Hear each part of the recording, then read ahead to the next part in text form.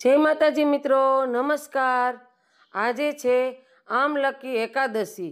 तो चालो जोईए आमलकी एकादशीनुं व्रत अने कथानी संपूर्ण विधि। हिंदू पंचांग मुजब फागण महीनानी शुक्ल पक्षनी एकादशी ने आमलकी एकादशी तरीके ओळखवामां आवे छे। बधी एकादशीओमां आमलकी एकादशी ने सर्वोत्तम स्थान मूकवामां आवी छे। आमलकी एकादशी ने केटलाक लोको आंबळा एकादशी के आमली अगियारस पण कहे छे। तेने रंगभरी एकादशीना नामथी पण ओळखवामां आवे छे। आ दिवसे व्रत करवामां आवे छे अने जगतना पालनहार श्री हरि विष्णु साथे आमळाना झाड़नी पूजा करवामां आवे छे। एवुं कहेवाय छे के आमळानुं झाड़ भगवान विष्णुने अत्यंत प्रिय छे।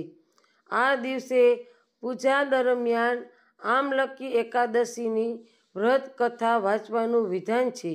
तेनाथी भगवान विष्णु तरत ज प्रसन्न थाय छे। तो चालो जाणीए आमलकी एकादशीनी व्रत कथा। पौराणिक मान्यता मुजब वैदिक नामनुं एक नगर हतुं।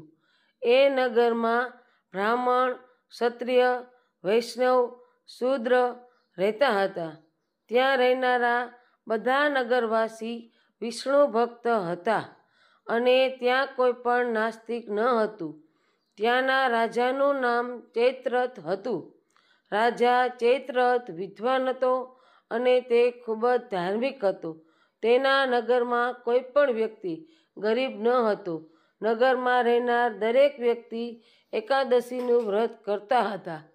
एकवार फागण महीनानी आमलकी एकादशी आवी। बधा नगरवासीओ अने राजाए आ व्रत कर्युं अने मंदिरे जईने आमळानी पूजा करी अने त्यां रात्रि जागरण कर्युं।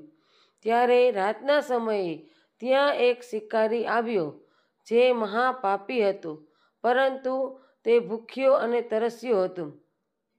तेथी ते मंदिરના ખૂણામાં બેસીને જાગરણ જોવા लाग्यो અને ભગવાન વિષ્ણુ અને એકાદશી મહાત્મ્યની કથા સાંભળવા लाग्यो। આ રીતે આખી રાત પસાર થઈ ગઈ। નગરજનોની સાથે સાથે શિકારી પણ આખી રાત જાગતો રહ્યો હતો। સવારે તમામ નગરજનો ઘરે ગયા। શિકારી પણ ઘરે ગયો અને તેને જમી લીધું હતું, પરંતુ થોડા સમય બાદ શિકારીનું મોત થઈ ગયું। જોકે તેને આમલકી એકાદશી વ્રત કથા સાંભળી હતી અને જાગરણ પણ કર્યું હતું, તેથી તે રાજા વિદુરના ઘરે જન્મ્યો। રાજાએ તેનું નામ વસુરથ રાખ્યું। મોટા થઈને નગરનો રાજા બન્યો। એક દિવસ તે શિકાર પર નીકળ્યો, પણ વચ્ચે જ માર્ગ ભૂલી ગયો। રસ્તો ભૂલી જવાને કારણે તે એક ઝાડ નીચે સૂઈ ગયો। થોડીવાર પછી ત્યાં મલેરછ આવી ગયા અને રાજાને એકલો જોઈને તેને મારવાની યોજના બનાવવા લાગ્યા। તેમણે કહ્યું કે આ રાજાને કારણે આપણને દેશ નિકાલ મળ્યો છે, તેથી આને આપણે મારી નાખવો જોઈએ। આ વાતથી અજાણ રાજા સતત સૂતો રહ્યો। મલેરછોએ રાજા ઉપર હથિયાર ફેંકવાના શરૂ કર્યા, પણ તેમના શસ્ત્ર રાજા ઉપર ફૂલ બનીને પડવા લાગ્યા। થોડીવાર બધા મલેરછ જમીન પર મૃત પડ્યા। બીજી બાજુ રાજાની ઊંઘ ખુલી તો તેણે જોયું કે કેટલાક લોકો જમીન પર મૃત પડ્યા છે।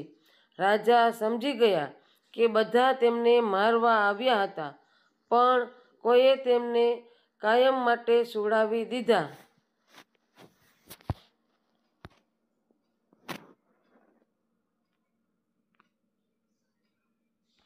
આમ